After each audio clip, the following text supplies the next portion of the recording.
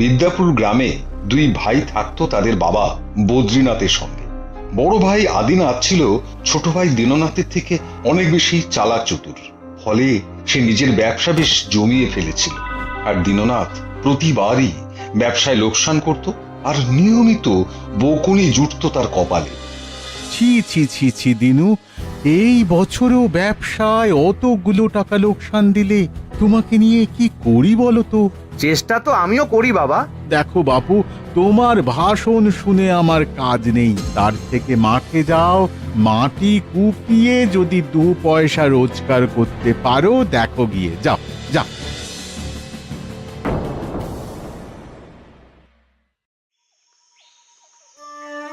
ঠিকই বলে সবাই, সত্যি সত্যি আমি একটা অকম্মার ঢেঁকি, কোনো কাজই আমার দ্বারা হবে না।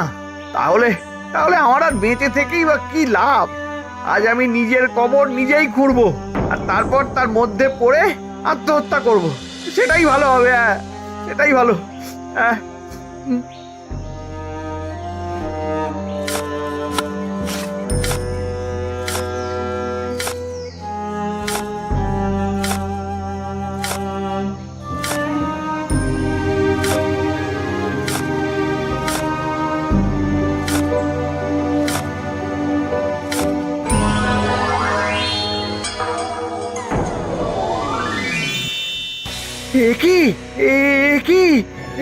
কে তুমি?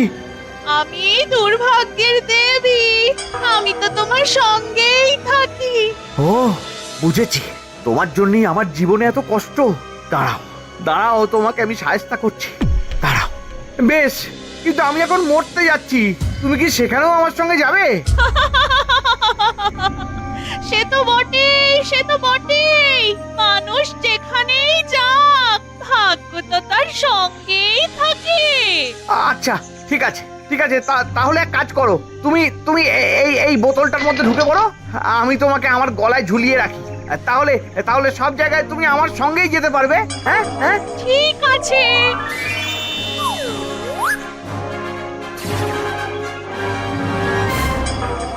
যাক যাক, এবারে তুমি এর মধ্যেই থাকো আর আর আমাকে নিশ্চিন্তে মরতে দাও। হ্যাঁ,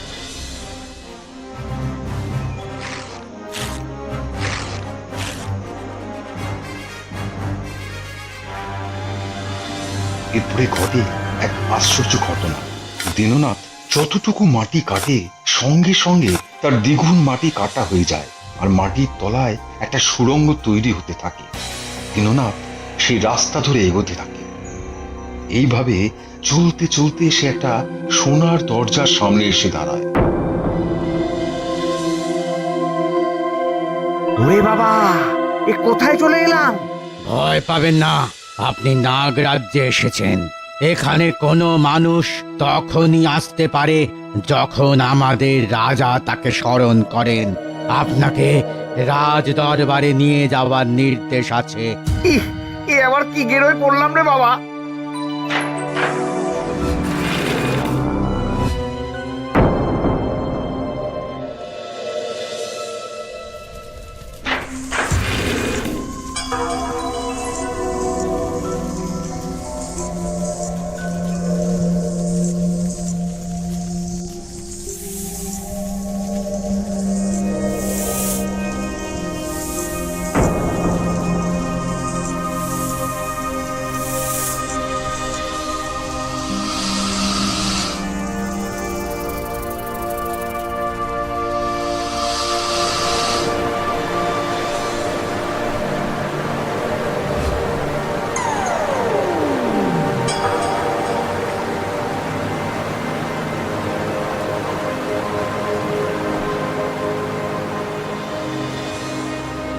আজ 1 মাস হয়ে গেল আমার একমাত্র পুত্র নিখোঁজ, আর মাত্র কয়েকদিন বাদেই তার অভিষেক হবে, অথচ তোমরা কেউ তার সন্ধান করতে পারছো না।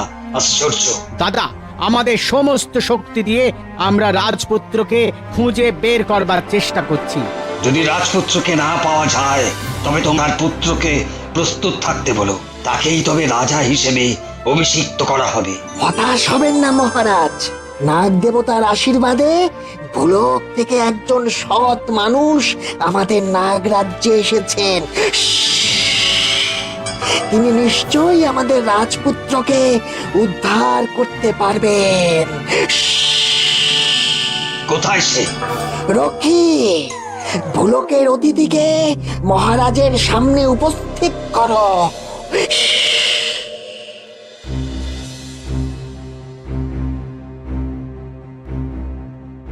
ইয়ে, প্রণাম নাগরাজ। আমি কিন্তু কিছু জানি না, কিভাবে যে আপনার রাজ্যে চলে এলাম সেটাই সঠিক বুঝতে পারছি না। আমাদের পূজ্য নাগ দেবতার ইচ্ছাতেই তোমার এই নাগ রাজ্যে আগমন। একটি বিশেষ উদ্দেশ্যে তুমি এই রাজ্যে প্রবেশের অধিকার পেয়েছো। এ, কি সেই কারণ মহারাজ? আমার পুত্র এই রাজ্যের ভবিষ্যৎ রাজা কিছুদিন ধরে নিখোঁজ, আর মাত্র কয়েকদিন পরই তার রাজ্যাভিষেকের দিন।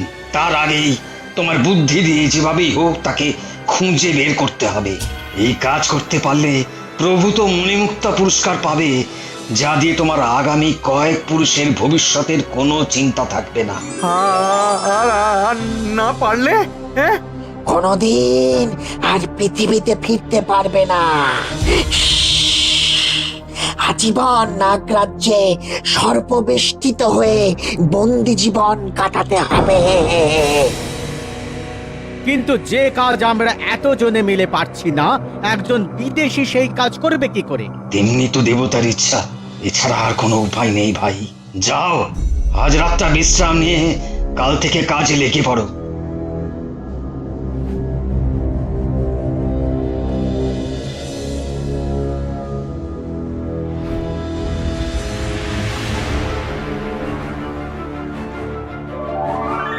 হ্যাঁ, এই তুমি আবার কে? হ্যাঁ, আমি তোর সৌভাগ্যের দেবী রে দিনু। এখন থেকে আমি তোর সঙ্গে থাকবো, চিন্তা করিস না। কিন্তু কিন্তু নাগরাজ যে তার ছেলেকে খুঁজে না দিলে আমাকে সাপের ঘরে আটকে রাখবে বলেছে। তাই তো তোর মুশকিল আসান করতে আমি এলাম। আমি যা বলছি খুব মন দিয়ে শোন।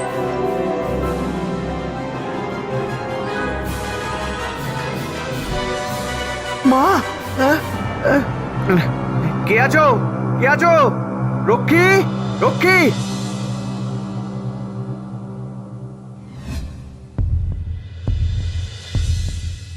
শোনো শোনো শোনো, মহারাজের নির্দেশ।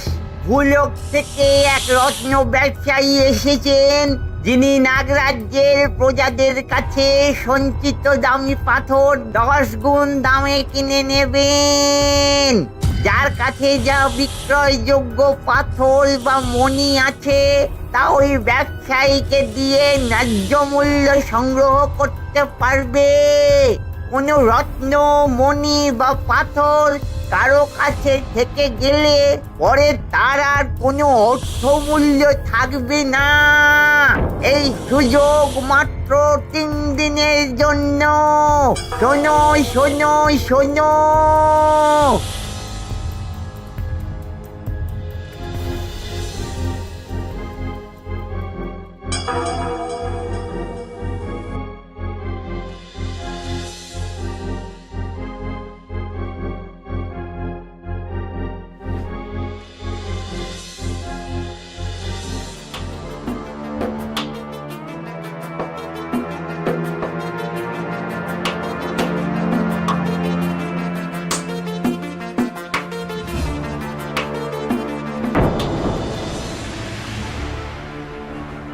রক্ষী, কে কোথায় আছো? কে কোথায় আছো? এই বুড়োকে এক্ষুনি পাকড়াও করো। এই আমাদের বলতে পারবে যে নাগ রাজপুত্র কোথায় আছেন। ধরো একে, এক্ষুনি ধরো।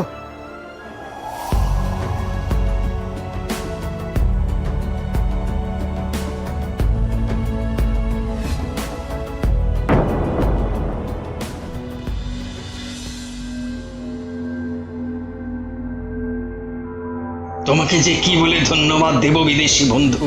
কিভাবে এই অসাধ্য সাধন করলে তুমি? সবই দেব কৃপা মহারাজ। সৌভাগ্য দেবী আমাকে স্বপ্নে এসে জানিয়ে গিয়েছিলেন যে একমাত্র রাজপুত্রের পাগড়িতেই আছে রাজ্যের সবচেয়ে মূল্যবান নাগমণি। সুতরাং যে রাজকুমারকে লুকিয়ে রাখবে তার কাছেই থাকবে ওই মণি, এবং আপনার ঘোষণা অনুযায়ী সেই মণি 3 দিনের মধ্যে মূল্যহীন হয়ে যাবে। এটা সে কিছুতেই মানতে পারবে না। সুতরাং ওই মণির বদলে মোহর নিতে সে আসবেই আসবে। আর তাই হলো। রাজপুত্রকে অপহরণের জন্য বৃদ্ধ কাল সাপকে শুলে চড়ানো উচিত। কিন্তু মহারাজ, মাফ করবেন, এই অন্যায়ের মূল অপরাধী আপনার ভাই খলনাথ। নিজের ছেলেকে রাজা করার অভিপ্রায়ে তারই নির্দেশে ওই বৃদ্ধ এই কাজ করেছিলেন। এ মিথ্যা অভিযোগ, বিদেশি মিথ্যা বলছে। সত্যাসত্য আপনারা ওই বৃদ্ধকে জেরা করলেই জানতে পারবেন। কিন্তু কিন্তু এবারে আমাকে বিদায় দিন মহারাজ, আমার কাজ সম্পূর্ণ। এই কে আছিস? আমার বিদেশি বন্ধুকে অঢেল পুরস্কার সহ সসম্মানে পৃথিবীতে পৌঁছে দেবার ব্যবস্থা কর। আমি তোমার কাছে চিরঋণী থাকলাম বন্ধু। প্রণাম মহারাজ। নাগরাজ্য থেকে ফিরে দীননাথ সোজা গেল তার বাবা ও দাদার কাছে। কিন্তু তার এই উন্নতি আদিনাথের তেমন পছন্দ হলো না। সে মনে মনে ফন্দি আঁটতে লাগলো।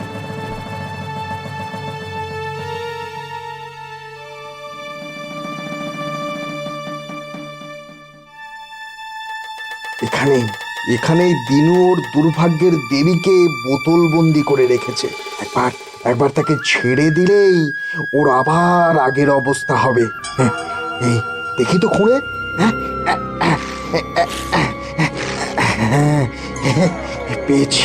পেয়েছি। এইবার দিনু বুঝবে মজা।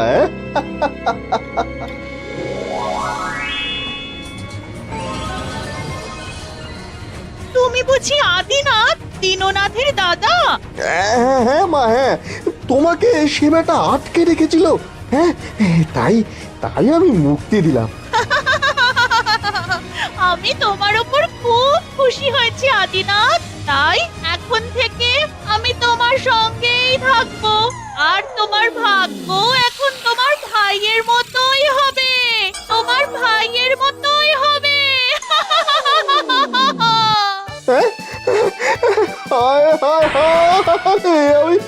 আমি কি সর্বনাশ করলাম!